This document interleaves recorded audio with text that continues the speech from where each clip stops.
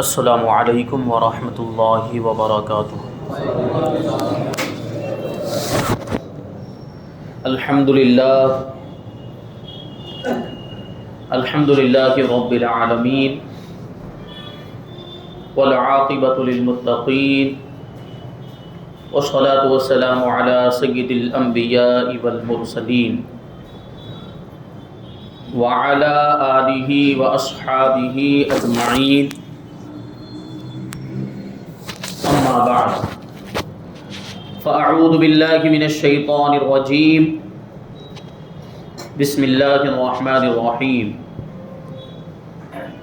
ان اولیاؤہ الا المتقون، صدق اللہ العظیم وصدق رسولہ النبی الامین المتین الکریم،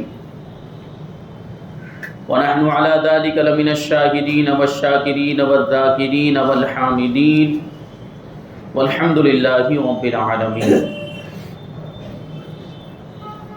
آئیے ہم اور آپ سب سے پہلے حضور سرور کائنات فخر موجودات باعث تخلیق کائنات احمد مجتبی محمد مصطفیٰ صلی اللہ علیہ وسلم کی بارگاہ میں درود و سلام کا ہدیہ پیش کریں اور پڑھیں، اللہم صل علی سیدنا و مولانا محمد معدن الجود والکرم وآلہ الکرام وابنہ الکریم وبارک وسلم صلاۃ وسلاما علیک یا رسول اللہ صلی اللہ تعالی علیہ وسلم۔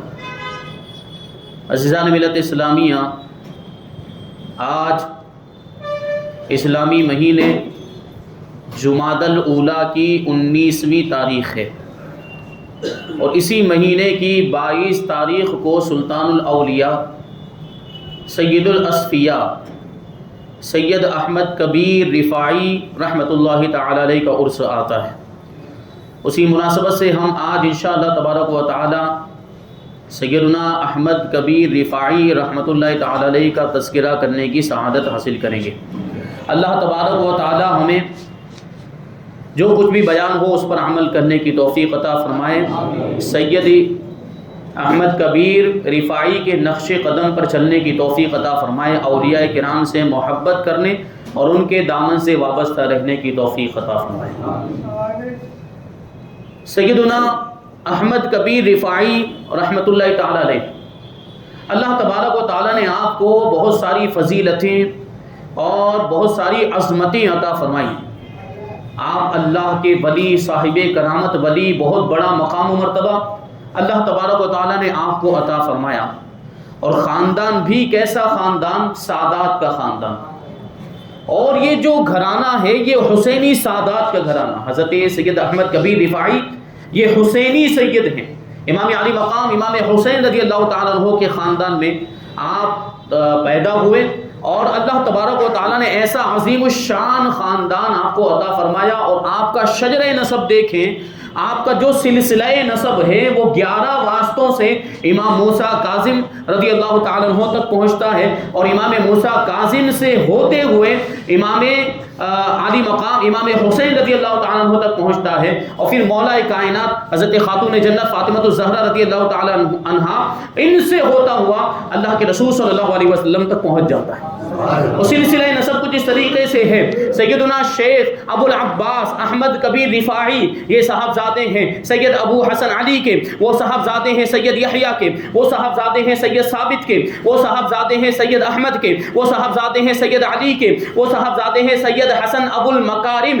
رفاعہ مکی کے، وہ صاحبزادے ہیں سید مہدی کے، وہ صاحبزادے ہیں سید محمد ابو القاسم کے، وہ صاحبزادے ہیں سید حسن کے، وہ صاحبزادے ہیں سید حسین کے، وہ صاحبزادے ہیں سید موسیٰ کانی کے، وہ صاحبزادے ہیں امام ابراہیم مرتضیٰ کے، اور وہ صاحبزادے ہیں سیدنا امام موسیٰ کاظم رحمۃ اللہ تعالیٰ علیہ کے، اور وہ صاحبزادے ہیں امام جعفر صادق کے، وہ صاحبزادے ہیں امام محمد باقر کے، وہ صاحبزادے ہیں امام زین العابدین کے، اور وہ صاحبزادے ہیں امام علی مقام امام حسین رضی اللہ تعالیٰ عنہ کے، وہ صاحبزادے دے ہیں مولا کائنات علی مرتضیٰ شیر خدا رضی اللہ عنہ.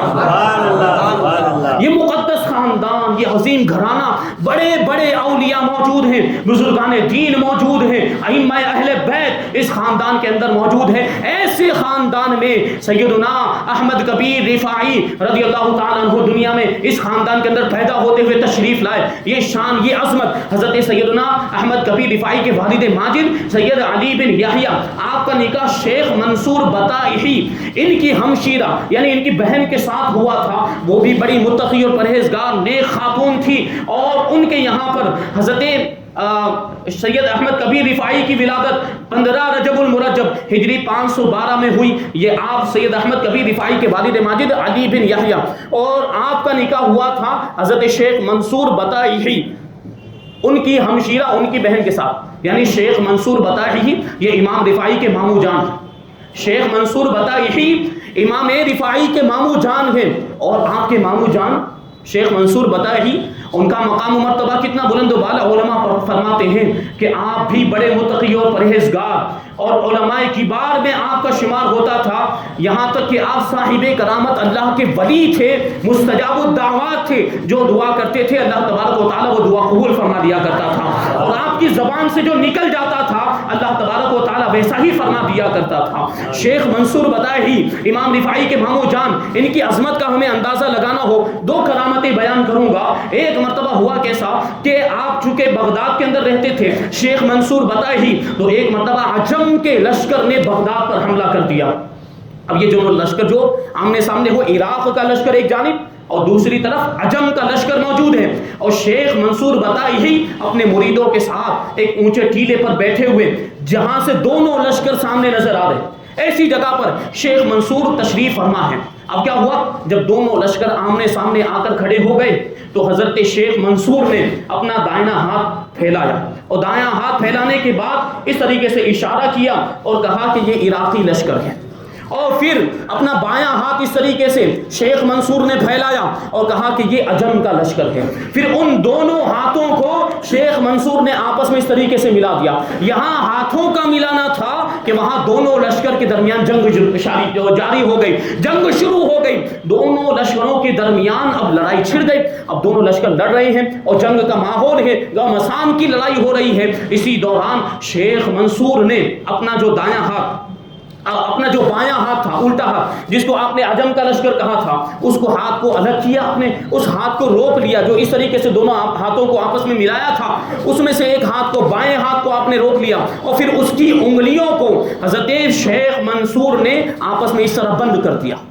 اور یہاں پر انگلیوں کو بند کرنا تھا کہ عراق کے لشکر پر عجم کا لشکر غالب آ گیا، اور عراق کے جو لشکری جو فوجی تھے وہ بھاگنے لگ گئے. اب یہی کیفیت تھی کہ عراق کے لشکری بھاگ رہے تھے. تھوڑی دیر کے بعد شیخ منصور نے اپنے داہنے ہاتھ کو، جس کو عراق کا لشکر کہا تھا، اس ہاتھ کو پھیلایا اور اس کی انگلیوں کو آپس میں اس طریقے سے جمع کیا. یہ جمع کرنا تھا، انگلیوں کو بند کرنا تھا کہ اب عراق کا جو لشکر تھا وہ عجم کے لشکر پر غالب آ گیا، اور عجم کا لشکر جو ہے وہ بھاگنے لگا. وہ سب بھاگ گئے اور عراق کے لشکر کو فتح حاصل ہو گئی. یہ دیکھیں اللہ تبارک و تعالیٰ اپنے ولیوں کے ہاتھوں میں کیسی طاقت و قوت عطا فرماتا. ہاتھوں کے اشارے سے یہ تبدیلی ہو رہی ہے. ہاتھوں کو ملایا تو جنگ شروع ہو گئی. ہاتھ کی انگلیوں کو بند کر دیا. ہاتھ کی انگلیوں کو بند ہو کے ان کے بند ہونے سے یا ان کے کھلنے سے فتح اور شکست کے فیصلے ہوا کرتے ہیں. اللہ تبارک و تعالیٰ اپنے نبی محمد مصطفیٰ صلی اللہ علیہ وسلم کی امت کے اولیاء کرام کو یہ طاقت عطا فرماتا ہے. تو اس امت کے جو اولیاء جس امت میں ہیں، اس امت کے نبی حضور رحمت عالم صلی اللہ علیہ وسلم کی طاقت و اختیار کا عالم کیا ہوگا. یہ ہاتھوں کے اشارے سے یہ کیا. ایک مرتبہ شیخ منصور کہیں پہ تشریف لے جا رہے تھے تو دیکھا کہ ایک شیر نے ایک شخص کو پچھاڑ دیا اور اس کے بازو کے 2 ٹکڑے کر دیے شیر نے. تو حضرت شیخ منصور نے جب دیکھا کہ ایسا معاملہ ہے تو اس کی شیر کی پیشانی کو پکڑ لیا. اب آپ غور کریں، شیر کیسا درندہ جانور ہے، کیسا خطرناک جانور ہے. لوگ اس سے ڈرتے ہیں، لیکن یہ اللہ والے ہوتے ہیں جو کسی سے ڈرتے نہیں ہیں. وہ اللہ سے ڈرتے ہیں، مخلوق میں کسی سے نہیں ڈرتے. معاملہ یہی ہے کہ اللہ والے جو ہوتے ہیں جب اپنے دل میں خدا کا خوف پیدا کر لیتے ہیں تو اللہ ان کی شان میں ارشاد فرماتا ہے لا خوف علیہم ولا هم يحزنون، کہ ان پر نہ کوئی خوف ہے نہ کبھی یہ غمگین ہوتے ہیں۔ اللہ تبارک و تعالیٰ ان کے دلوں سے مخلوق کا خوف نکال دیا کرتا ہے۔ اور ہمارے معاملات کیا ہوئے کہ ہم نے اللہ سے ڈرنا چھوڑ دیا، ہمارے دلوں میں خدا کا خوف نہیں ہے، اس لیے ہر کسی سے ڈرتے ہوئے نظر آتے ہیں۔ کسی نیتا سے ڈرتے ہوئے نظر آئیں گے، کسی حاکم سے ڈرتے ہوئے نظر آتے ہیں، کسی دنیاوی روب و دبدبے والے آدمی سے، کسی دادا سے، کسی غنڈے سے ہم ڈرتے ہوئے نظر آتے ہیں، دشمنوں سے ڈرتے ہوئے نظر آتے ہیں، غیروں سے ڈرتے ہوئے نظر آتے ہیں۔ اس کی بنیادی وجہ یہ ہے کہ ہمارے دلوں میں خدا کا خوف نہیں ہے۔ آج بھی ہمارے دلوں میں اگر خدا کا خوف پیدا ہو جائے تو ہمارے دلوں سے یہ مخلوق کا خوف نکل جائے گا، یہ نیتاؤں کا، لیڈروں کا، حاکموں کا، دشمنوں کا، غیر مسلموں کا خوف ہمارے دل سے نکل جائے گا۔ ضرورت اس بات کی ہے کہ ہم اپنے دل میں خدا کا خوف پیدا کریں۔ یہ اللہ کے ولیوں کی زندگی سے ہمیں سبق ملتا ہے۔ تو آپ نے کیا کیا؟ شیخ منصور نے شیر کی پیشانی کو پکڑ لیا، اور شیر بالکل دم بخود ہے، کچھ کرنے کی طاقت نہیں، بالکل ساکت کھڑا ہے، اور ارشاد فرماتے ہیں شیر سے کہ ہم نے تم سے کہا تھا کہ ہمارے پڑوسیوں کو چھیڑنا مت، ہمارے پڑوسیوں کو نقصان مت پہنچانا، تم نے اس شخص کے ساتھ کیا معاملہ کیا ہے؟ اب وہ بڑی عاجزی کرنے لگا۔ شیر جو تھا وہ اس کی حالت سے لگ رہا تھا کہ وہ حضرت کی بارگاہ میں معافی مانگ رہا ہے، عاجزی کرتے ہوئے اس نے اس شخص کو چھوڑ دیا۔ لیکن شیخ منصور نے ارشاد فرمایا کہ اللہ کے حکم سے مر جا، اتنا ارشاد فرمانا تھا کہ وہ شیر مر کر وہیں پر ڈھیر ہو گیا۔ اب دوسری جانب جو وہ جس شخص پر وہ شیر نے حملہ کیا تھا، جس کا بازو الگ ہو گیا تھا، شیخ منصور نے وہ بازو جو ٹوٹا ہوا بازو تھا، بازو کے ٹکڑے کو اٹھایا اور اس کی جگہ پر رکھ کر اپنی زبان سے کہتے ہیں یا حی یا قیوم یا ذل جلال والاکرام، اتنا کہنے کے بعد وہ بازو کو جوڑ دیا، وہ بازو آپس میں جڑ گیا اور ایسا ہو گیا جیسے کہ اس میں کوئی تکلیف تھی ہی نہیں، اور اس کا بازو ایسا صحیح سالم اور طاقتور ہو گیا کہ پھر بعد میں اسی شخص نے اس مرے ہوئے شیر کی کھال کو اسی ہاتھ سے اکھاڑا ہے۔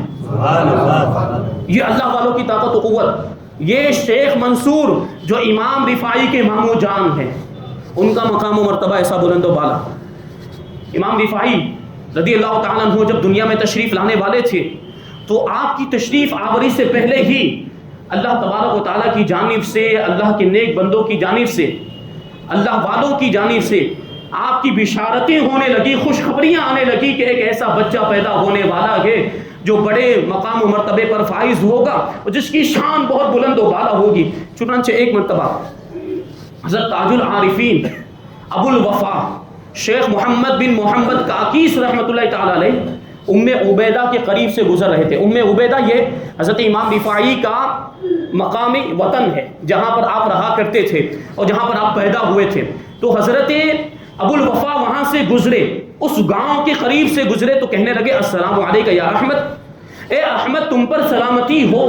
اب آپ کے جو مریدین تھے، آپ کے چاہنے والے جو آپ کے ساتھ میں تھے، وہ کہنے لگے کہ حضرت یہ اچانک کیا فرما رہے ہیں، اور یہاں تو کوئی احمد نام کا شخص ہے ہی نہیں، کس احمد کو سلام کر رہے ہیں؟ تو حضرت ابو الوفا محمد بن محمد کاکیس کہتے ہیں کہ وہ احمد جس کو میں نے سلام کیا ہے وہ ابھی دنیا میں پیدا نہیں ہوئے ہیں، وہ اپنی ماں کے پیٹ میں ہیں، میں نے ان کو سلام کیا ہے، اور میری وفات کے بعد وہ دنیا میں تشریف لائیں گے اور ان کا مقام و مرتبہ یہ ہوگا، ان کی شان یہ ہوگی، ان کا نام احمد رفاعی ہوگا، اور معاملہ یہ ہوگا کہ دنیا کا ہر عبادت گزار ان کے سامنے عاجزی کے ساتھ پیش آیا کرے گا۔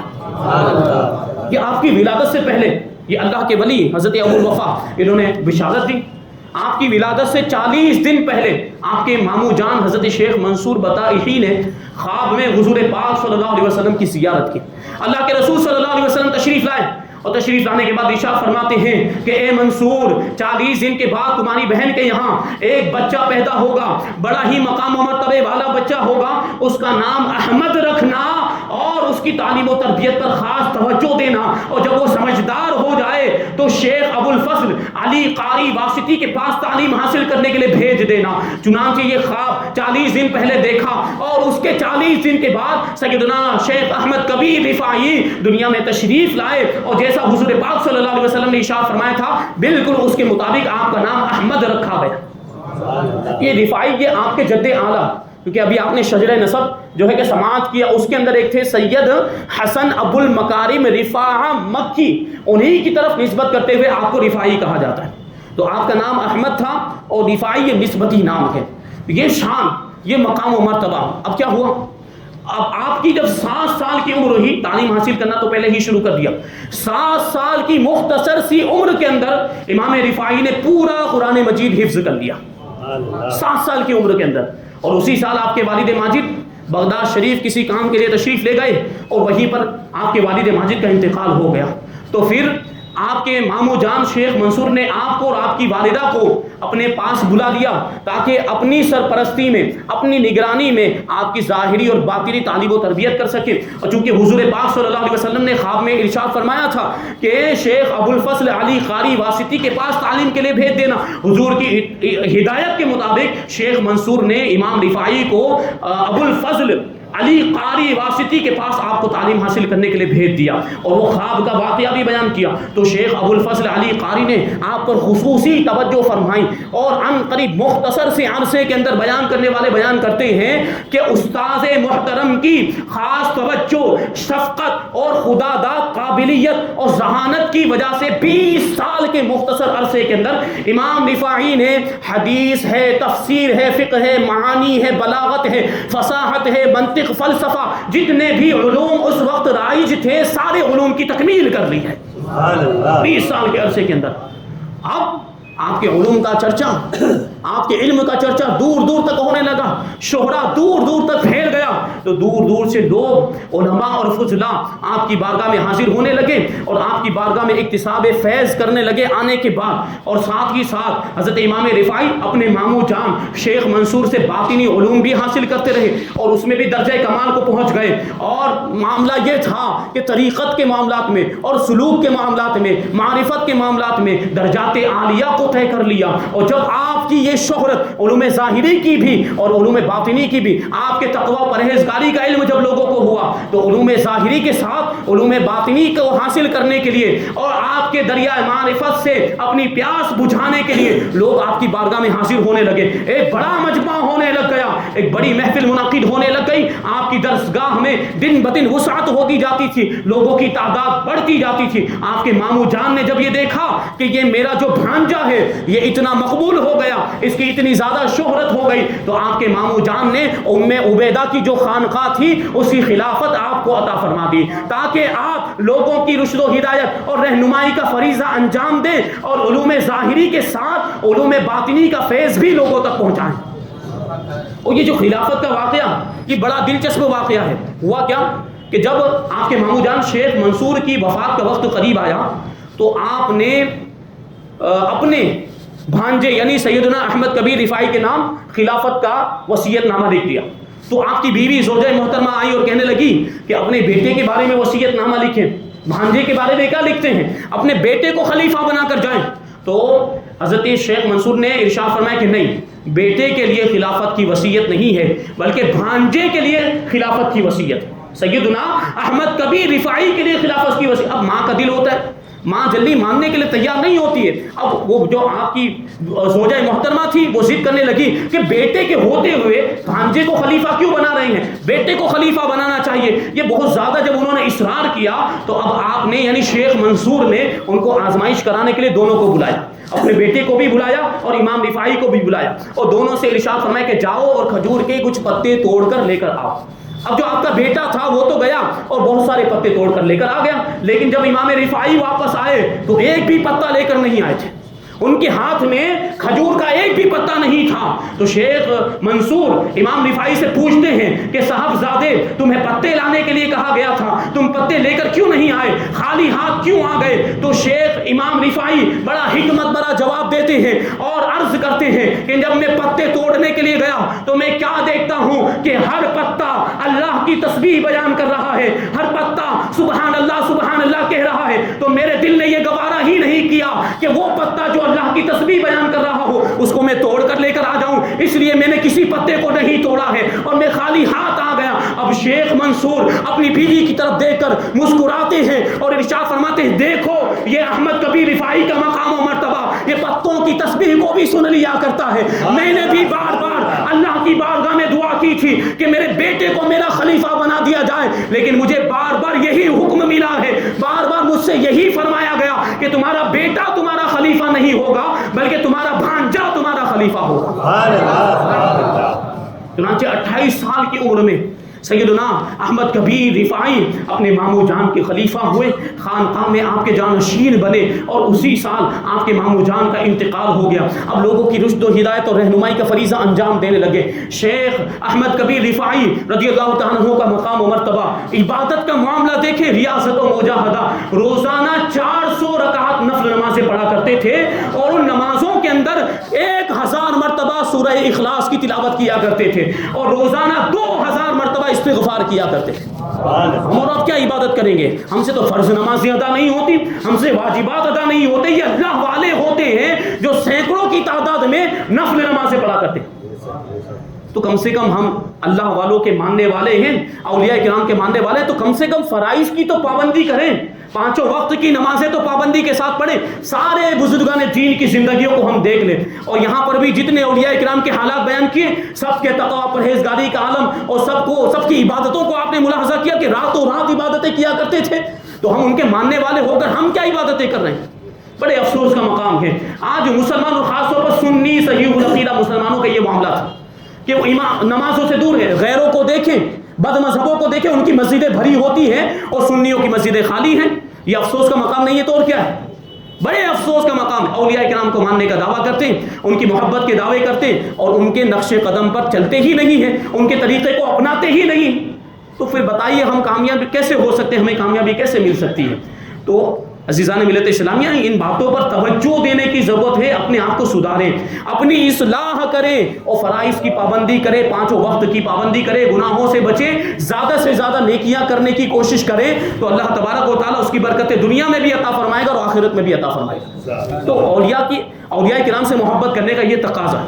वो ये शान थी, ये ऐसी इबादत किया कर। और क़नाअत का, सादगी का मामला ये था कि आपके पास 2 कुर्ते कभी जमा नहीं होते थे, एक ही कुर्ता। इमाम रिफाई के पास एक ही कुर्ता होता, और जब वो मेला हो जाता तो आप खुद दरिया के अंदर उतर जाते थे और उसके मेल कुचेल को दूर करते, उसको धो लिया करते थे। अब खुद उतर गए, पहना हुआ है कुर्ता, अब दरिया में उसको धोने के बाद अब सुखाने की बारी आती तो धूप में खड़े होकर उसको सुखाया करते थे। दूसरा कुर्ता भी आपके पास नहीं था। ये क़नाअत का आलम था, ये सब्र का आलम था इमाम रिफाई का। और खाने के मामले में 2-3 दिन तक कभी कुछ नहीं खाते, तीसरे दिन कभी कुछ एक लुकमा खा लिया करते थे। ये अल्लाह वालों की शान। इनको खाने पीने से कोई मतलब ही नहीं होता, क्योंकि इनकी जो ग़िज़ा है वो अल्लाह का जिक्र हुआ करता है। अल्लाह का जिक्र करते हैं तो न खाने का एहसास होता है, न पीने की जरूरत पेश आती है। ये शान होती है अल्लाह वालों की। लेकिन जब मेहमान आ जाते हैं, जब आपकी खानकाह में लोग हाजिर होते, तो उनके लिए मुरीदों के यहाँ से एहतमाम किया जाता। और आखिरी उम्र के अंदर जब आपका शोहरा बहुत ज़्यादा हो गया, जब आपका चर्चा बहुत ज़्यादा हो गया, हज़ारों की तादाद में लोग आपकी खानकाह में हाजिर होने लगे, तो रिवायतों में आया है कि एक दिन में सुबह और शाम के लिए 16 हज़ार लोगों के खाने का एहतमाम आपकी खानकाह में हुआ करता था। और एक रिवायत में 20,000 की तादाद है। और इमाम जोशी तो फरमाते हैं कि एक मर्तबा में इमाम रिफाई की खानकाह में हाजिर हुआ तो उस वक्त 1 लाख का मजमा मौजूद था, और इमाम रिफाई ने सबके लिए खाने का इंतजाम फरमाया है। ये लंगर रिफाई, ये इस तरीके से इमाम रिफाई लोगों को खिलाए, लेकिन खुद नहीं खाते थे, खुद भूखे रहा करते थे और अल्लाह का जिक्र किया करते, अल्लाह की इबादत किया करते थे।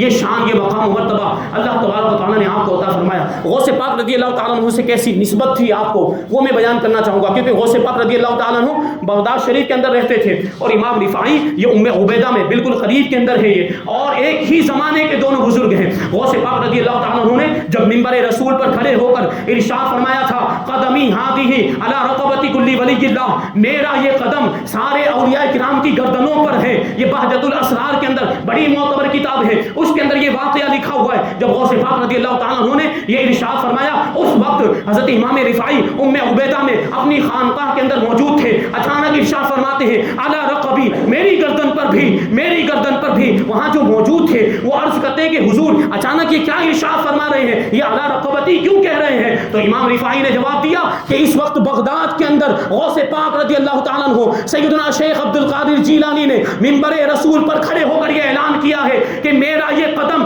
तमाम औलिया किराम की गर्दनों पर है। तो उनके हुक्म की तामील करते हुए मैंने कहा है कि या गौसे पाक, मेरी गर्दन पर भी आपका कदम है। ये गौसे पाक से निस्बत है। اعلیٰ حضرت امام عشق و محبت امام احمد رضا خان فاضل بریلوی رضی اللہ تعالیٰ عنہ نے فتاوی رضویہ کی 28ویں جلد صفحہ 388 پر ایک واقعہ لکھا ہے حضرت خضر موصلی رضی اللہ تعالیٰ عنہ کا. یہ غوث پاک رضی اللہ تعالیٰ عنہ کے مرید تھے. کہتے ہیں کہ ایک مرتبہ میں غوث پاک رضی اللہ تعالیٰ عنہ کی بارگاہ میں حاضر تھا, آپ کی خانقاہ میں بیٹھا ہوا تھا کہ اچانک میرے دل میں یہ خیال آیا کہ میں سید احمد کبیر رفاعی کا دیدار کروں. میرے دل میں ان کی زیارت کا شوق پیدا ہوا. اب آپ غور کریں, ابھی دل میں خیال آیا ہے. غوث پاک رضی اللہ تعالیٰ عنہ نے ان کے دلی خیال کو جان لیا. ان کے دل میں جو شوق پیدا ہوا تھا غوث پاک رضی اللہ تعالیٰ عنہ نے اس کو بھی جان لیا. اور غوث پاک ارشاد فرماتے ہیں کہ اے خضر, کیا تو احمد کبیر کا دیدار کرنا چاہتا ہے؟ کیا تو احمد کبیر کو دیکھنا چاہتا ہے؟ تو حضرت خضر نے کہا کہ ہاں میں دیکھنا چاہتا ہوں. سیدنا شیخ عبد القادر جیلانی غوث اعظم رضی اللہ تعالیٰ عنہ نے تھوڑی دیر اپنے سر کو جھکایا, پھر سر کو اٹھا کر حضرت خضر سے ارشاد فرماتے ہیں اے خضر لے دیکھ لے, یہ ہے شیخ احمد کبیر رفاعی. اب حضرت خضر موصلی کہتے ہیں جب میں نے سر کو اٹھا کر دیکھا تو کیا دیکھتا ہوں کہ سیدنا شیخ احمد کبیر رفاعی میرے پہلو میں موجود ہیں. میں نے ان کا دیدار کیا, میں نے دیکھا کہ ایک بہت ہی باروب شخصیت ہے. میں کھڑا ہو گیا, میں نے ان کو سلام کیا. میرا سلام سننے کے بعد سیدنا احمد کبیر رفاعی ارشاد فرماتے ہیں کہ اے خضر, وہ جو شیخ عبد القادر کو دیکھتا ہے وہ مجھے دیکھنے کی تمنا کیوں کرتا ہے؟ ہم تو انہی کی رعیت میں سے ہیں, ہم تو انہی کے ماتحتوں میں سے ہیں, وہ تو اولیاء کرام کے سردار ہیں. تمہیں تو شیخ عبد القادر کا دیدار ہی کافی ہونا چاہیے, ہمیں دیکھنے کی تمنا کیوں کرتے ہو؟ اتنا کہنے کے بعد سیدنا احمد کبیر رفاعی میری نظروں سے غائب ہو گئے. حضرت خضر موصلی کہتے ہیں کہ اس کے بعد جب غوث پاک رضی اللہ تعالیٰ عنہ کا وصال ہو گیا, ظاہری طور پر دنیا سے تشریف لے گئے, تو میں ام عبیدہ میں حضرت سیدنا احمد کبیر رفاعی رضی اللہ تعالیٰ عنہ کی زیارت کے لیے حاضر ہوا غوث پاک کے وصال کے بعد. اور جب میں نے ان کا دیدار کیا تو بالکل وہی شخص تھے جن کو میں نے اس دن غوث پاک رضی اللہ تعالیٰ عنہ کی خانقاہ میں دیکھا تھا. اور اس وقت کے دیکھنے نے کوئی اور زیادہ شناخت اور پہچان کا اضافہ نہیں کیا, کیونکہ غوث پاک کی خانقاہ میں رہ کر میں ان کا دیدار کر ہی چکا تھا. جب سید آپ دیکھیں بزرگان دین کی نگاہ ہے, سیدنا احمد کبیر رفاعی نے جب حضرت خضر موصلی کو دیکھا تو ارشاد فرماتے ہیں اے خضر, کیا پہلی مرتبہ کا دیکھنا کافی نہیں تھا کہ دوسری مرتبہ دیکھنے آ گئے؟ سبحان اللہ, سبحان اللہ. یہ شان ہے, یعنی خالی صورت نہیں دکھائی گئی, سارے معاملات ان کے پاس اور سب جان رہے ہیں کہ کیا کیا ہو رہا ہے. یہ شان ہوتی ہے اللہ والوں کی, یہ مقام و مرتبہ ہوتا ہے. سیدنا احمد کبیر رفاعی کا بہت ہی مشہور واقعہ اور بہت ہی پیارا واقعہ, اور اس سے آپ ان کے مقام و مرتبے کا اندازہ لگا سکتے ہیں کہ اللہ کے رسول صلی اللہ علیہ وسلم کی بارگاہ میں ان کا کیسا مرتبہ ہے. ایک مرتبہ سیدنا احمد کبیر رفاعی رحمۃ اللہ تعالی علیہ حج کے لیے تشریف لے گئے. حج سے فارغ ہونے کے بعد رسول اللہ صلی اللہ علیہ وسلم کے روزے پر حاضر ہوئے. مواجہہ شریف میں سنہری جالیوں کے سامنے حاضر ہونے کے بعد دو شعر عرض کرتے ہیں اللہ کے رسول کی بارگاہ میں, عرض کرتے ہیں فی حالت البعد روحی کنت ارسلها تقبل الارض عندي فهو نائبتي. یا رسول اللہ, دوری کی حالت میں پہلے دور تھا, تو جب میں دور تھا تو اپنی روح کو آپ کی بارگاہ میں بھیجا کرتا تھا. وہ روح میری نائب بن کر آپ کی بارگاہ میں حاضر ہوتی اور اس مدینے پاک کی سرزمین کے بوسے لیا کرتی تھی. وهذه نوبۃ الاشباح قد ظهرت فامدد يمينك كي تحظى بها شفتي. یا رسول اللہ, اب ظاہری جسم کی باری ہے, ظاہری جسم بھی حاضر ہو چکا ہے. اب یا رسول اللہ اپنے دست مبارک کو آگے بڑھائیے تاکہ میرے جو ہونٹ ہیں ان کا بوسہ دے کر شرف یاب ہو جائے. یہ دو شعر حضرت امام رفاعی نے اللہ کے رسول کے روزے پر پڑھے تھے. یہ خواہش و تمنا ظاہر کی تھی کہ حضور پاک صلی اللہ علیہ وسلم اپنا دست مبارک عطا فرمائے تاکہ آپ اس کا بوسہ لے سکیں. روایتوں میں آیا, بیان کرنے والوں نے بیان کیا کہ جب شیخ احمد کبیر رفاعی نے یہ شعر پڑھا, اللہ کے رسول صلی اللہ علیہ وسلم کے روزے مبارک سے, آپ کی قبر مبارک سے آپ کا دست مبارک ظاہر ہو گیا. اور شیخ رفاعی نے اس دست مبارک کا بوسہ لیا اور شیخ رفاعی کی برکت سے وہاں پر جتنے بھی موجود تھے, جتنے بھی حاضرین تھے, سب کو اللہ کے رسول صلی اللہ علیہ وسلم کے دست مبارک کی زیارت نصیب ہوئی. سبحان اللہ, سبحان اللہ. یہ شان اللہ کے رسول کی بارگاہ میں آپ کا یہ مرتبہ. اور کتنے سال گزر چکے ہیں, 500-600 سال گزر چکے. اس کے بعد بھی اللہ کے رسول صلی اللہ علیہ وسلم نے امام رفاعی کی تمنا کو پورا کیا، آپ کی آرزو کو پورا کیا، اور قبر مبارک سے دست اقدس نکلا۔ تو ہم بھی رسول اللہ کو اگر پکارتے ہیں، ہم بھی رسول اللہ کی بارگاہ میں فریاد کرتے ہیں، تو رسول اللہ ہماری مدد کیا کرتے ہیں اور ہماری فریاد پوری کیا کرتے ہیں، ہماری حاجت روائی فرماتے ہیں۔ بس ایسا پکارنے والا چاہیے، دل سے پکارے، یقین کے ساتھ پکارے تو مدد ضرور آیا کرتی ہے۔ تو یہ دیکھیں امام رفاعی کا مرتبہ اور یہ شان، اللہ کے ولیوں نے بھی اور اولیاء کرام نے، بزرگان دین نے بھی امام رفاعی کی قدر و منزلت کو بیان کیا ہے اور اپنے ملفوظات کے اندر ان کی شان بیان کی ہے۔ چنانچہ غوث پاک رضی اللہ تعالیٰ عنہ کی بارگاہ میں ایک مرتبہ کسی شخص نے امام رفاعی کے بارے میں پوچھا، تو غوث پاک رضی اللہ تعالیٰ عنہ نے ارشاد فرمایا کہ ان کا اخلاق سرتاپا شریعت ہے اور قرآن و سنت کے عین مطابق ہے، اور ان کا دل اللہ رب العزت کے ساتھ مشغول ہے، یعنی وہ ہمیشہ اللہ تعالیٰ کا ذکر کرتے رہتے ہیں، اور انہوں نے سب کچھ چھوڑ کر سب کچھ پا لیا ہے، یعنی رضائے الہی کے لیے، اللہ کی خوشنودی کے لیے انہوں نے پوری کائنات کو چھوڑ دیا تو خدا کو پا لیا، اور جس نے خدا کو پا لیا اس نے سب کچھ پا لیا۔ اور پھر ولی کبیر سید ابراہیم حوازنی رحمۃ اللہ تعالی علیہ امام رفاعی کے بارے میں فرماتے ہیں کہ میں ان کی تعریف کیسے کروں، میں ان کی تعریف میں کیا کہہ سکتا ہوں۔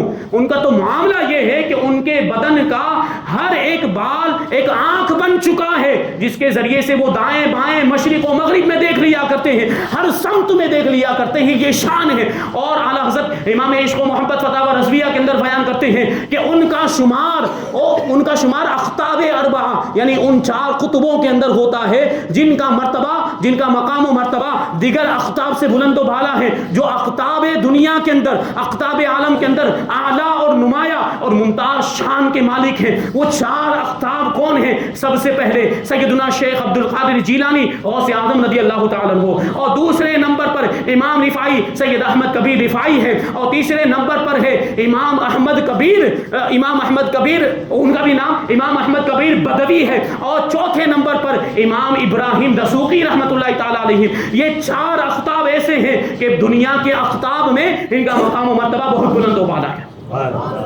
تو یہ شان ہے امام رفاعی کی، اور کتنی باتیں بیان کی جائے، ابھی تو بہت ساری کرامتیں بھی بیان کرنی تھی۔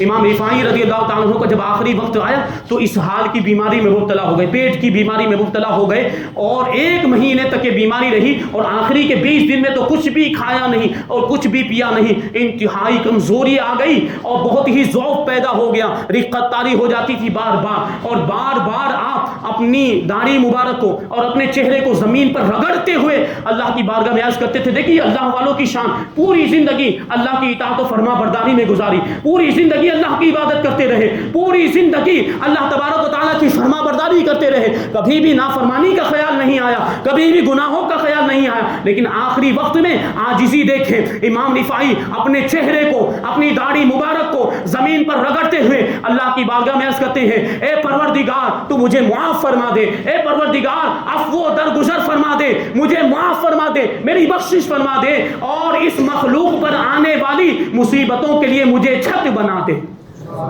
یہ آخری وقت میں عاجزی کا عالم، یہ اللہ والے ہوتے ہیں، ان کی زندگی سے ہمیں سبق حاصل کرنا چاہیے۔ پوری زندگی عبادت کرنے کے بعد بھی آخر میں یہ دعا کر رہے ہیں کہ معاف فرما دے، اے پروردگار بخشش فرما دے، عفو درگزر فرما۔ اور ہمارے آپ کے معاملات کیا ہیں؟ 2 وقت کی نماز پڑھ لیتے ہیں تو اپنے آپ کو بہت بڑا اللہ کا ولی سمجھنے لگ جاتے ہیں، اور بہت بڑے متقی پرہیزگار اپنے آپ کو سمجھنے لگ جاتے ہیں۔ یہ اللہ والوں کی زندگی سے ہمیں سبق حاصل کرنا چاہیے۔ یہ تکبر اور گھمنڈ ہرگز اپنے اندر پیدا نہ کریں، یہ اللہ والوں کی حالات سے اور ان کی سیرت سے ہم کو یہ سبق ملتا ہے۔ اب 66 سال کی عمر میں، 66 سال کی عمر تک حضرت امام رفاعی لوگوں کی رشد و ہدایت کا فریضہ انجام دیتے رہے۔ آخر کار 22 جمادی الاولیٰ، جمعرات کا دن تھا، 22 جمادی الاولیٰ ہجری 578 میں حضرت امام رفاعی کا وصال ہو گیا۔ اب آپ کے وصال کی جو خبر جنگل کی آگ کی طرح شہروں میں پھیل گئی، اطراف و جوانب کے اندر پھیل گئی، لوگ نماز جنازہ کے لیے حاضر ہونے لگے، یہاں تک کہ کئی لاکھ کا مجمع آپ کی جنازے کے اندر جو ہے کہ جمع ہو گیا، اور ام عبیدہ جہاں پر آپ کی خانقاہ تھی وہیں پر آپ کو دفن کیا گیا، اور آج بھی آپ کا مزار پاک ام عبیدہ کے اندر خاص لوگوں کے لیے اور عام لوگوں کے لیے مرکز عقیدت بنا ہوا ہے۔ آج بھی لوگ آپ کی بارگاہ میں حاضر ہوتے ہیں اور اپنی مرادیں پوری کر کے واپس ہوتے ہیں، اور حضرت امام رفاعی اپنے مزار کے اندر سے بھی آج بھی لوگوں کی مدد کرتے کرتے ہیں. یہی تو ہمارا عقیدہ اہل سنت و جماعت کا عقیدہ ہے کہ اللہ والے جو ہوتے ہیں ان کو اللہ تبارک و تعالیٰ مدد کرنے کی طاقت و قوت عطا فرماتا ہے اور وہ مدد کرتے ہیں. اور ہمارا عقیدہ بھی یہی ہے کہ یہ جو مدد کرتے ہیں ان کو جو طاقت ملتی ہے یہ طاقت اللہ کی عطا سے ہوتی ہے. حقیقت میں مدد کرنے والا تو اللہ تبارک و تعالیٰ ہی ہے. اللہ تعالیٰ کی مدد یا اللہ والوں کے وسیلے سے, اللہ والوں کے ذریعے سے ہم تک پہنچا کرتی ہے. یہی ہمارا عقیدہ. اللہ تبارک و تعالیٰ کی بارگاہ میں دعا ہے کہ ہمیں امام رفاعی کے نقش قدم پر چلنے کی توفیق عطا فرمائے, اولیاء کرام سے محبت کرنے اور اولیاء کرام کے دامن سے وابستہ رہنے کی توفیق عطا فرمائے. مذہب اہل سنت و جماعت اور عقائد اہل سنت و جماعت پر ہم سب کو قائم و دائم رکھے اور اسی پر ہم سب کا خاتمہ فرمائے. وما علینا الا البلاغ. سنت ادا کریں.